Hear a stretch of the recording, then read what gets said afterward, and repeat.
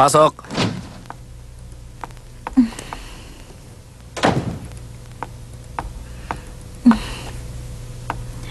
Thanks. Mr. Ha, babalik ba kayo sa club mamaya? Bala ko po kasing bumalik. Hindi mo na kailangan sabihin sa akin yan. Okay po.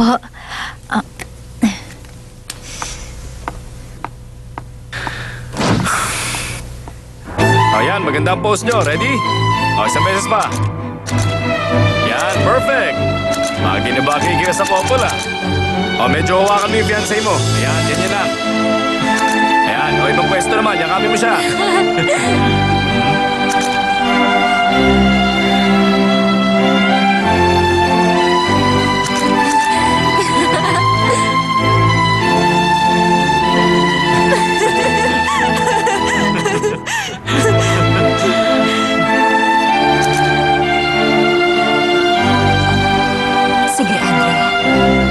Mag-enjoy ka lang sa araw na to. Hindi yan magtatagal. Masisira din ang kasiyahan mo. Hintayin mo lang. Marivic! Practice lang yan sa ngayon. Sa kasal ihahagis ko sa'yo yung bouquet.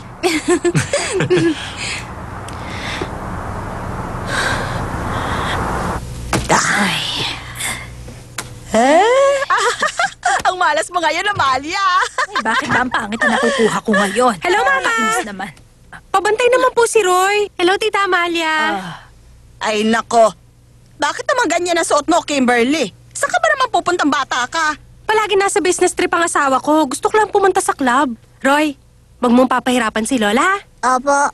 Oy, Roy. Oy, sige. Kumuha ka na makakain mo dun sa ref. Bilis. Hoy, bumalik ka na maaga, Kimberly. At huwag kang lalandi sa mga lalaki doon, ha? Okay lang po kahit matulog kayo. Ay, nako, Kimberly.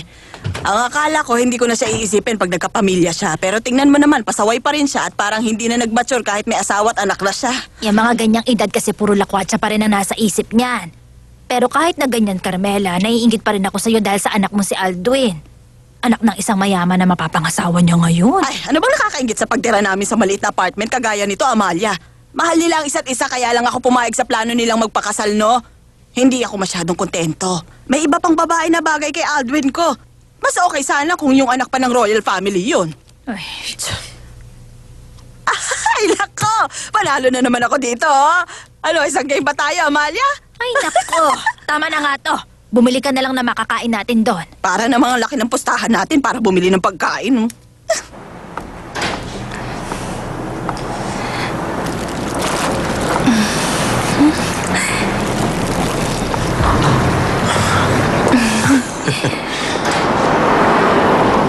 Hindi mo na kailangan gawin to. Masaya naman kasi akong gawin to, honey. Naalala ko kasi nung pinaghintay natin ng mama mo ng last time. Kaya ngayon babawi ako at isusurprise ko naman siya. Pero walang hilig si mama sa mga bulaklak eh. Lahat ng babae gustong makatanggap ng bulaklak. Hindi mo alam dahil ako lang ang binibigyan mo. Sure ako na magugustuhan ng mama mo ang bulaklak na binili natin. Okay, sige. Tatawagan ko na si mama. Magpapaluto nila ako na... Han, hindi naman ako bisita para ipagluto pa ako ng mama mo. Huh? Kung hindi man makapagluto si mama, kaya ko magluto para sa sarili ko, kaya walang problema, honey. Ay, honey ko. Wala na ako masabi sa tigas ng ulo mo, Andrea. Paano pagkasal na tayo? Ikaw lang palagi masusunod sa bahay? Aba, akala mo ba hindi ko magagawa yon? Napaka-old-fashioned mo talaga, Aldwin Park. Uy! Ikaw talaga, bumalik ka nga rito! Uy!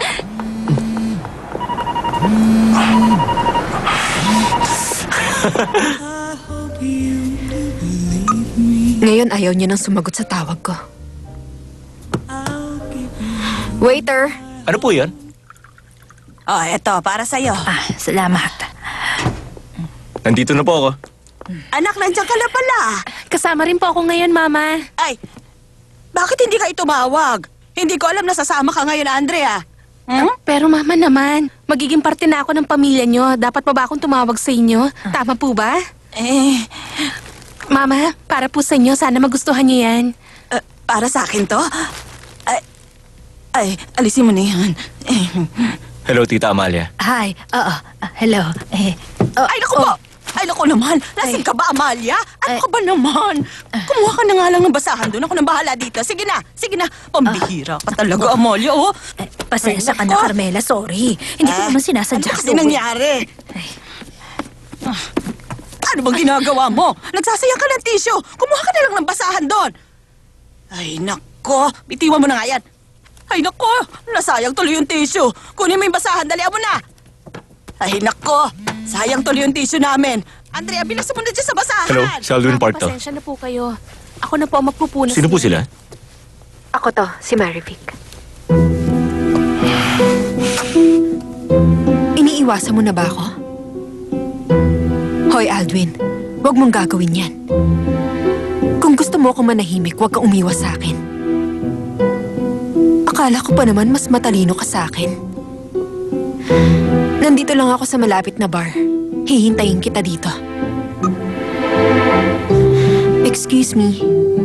Salamat sa phone mo.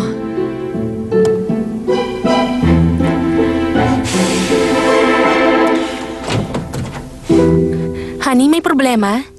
Ha? Wala lang yan, honey. Ayos ka lang ba? Anong ginagawa mo dyan? Si Gabriel po. Nandun siya sa banda. Sinabi ko po para hindi kayo magalit sa akin mamaya, Daddy. Para kayong mga sira, no? Bago na naman bang strategy niyo sa akin? Christoph, planado niyo ba to? Hindi po, Dad. Hindi ko na rin po mapigilan si Gabriel. Siya lang mag-isa nandun. Totoo? Kasama na naman pala niya ang banda niya. Kahit alam niyang tutol ako doon. Manuel! Bakit po, Chairman? Ang balita ko, isa kang drill master nun. Kaya mo pa ba ulit gawin yon? Siyempre po. Isa po akong matapang na drill master noon sa Army, Chairman. Lahat po sila natatakot sa akin. Tungkol to kay Gabriel. Huwag mo siyang pakakainin. Ano? Huwag mo munang pakainin na isang batang hindi marunong sumunod sa mga utos ko. Pero sir, kailangan niya pong kumain. Hindi makakabuti kahit kanino nagugutom. Gusto niyo ba makita na nagugutom siya, Chairman? Huwag niyo nga masyadong pinoproblema ang batang yon. 그대 눈물이 나를 힘들게 하고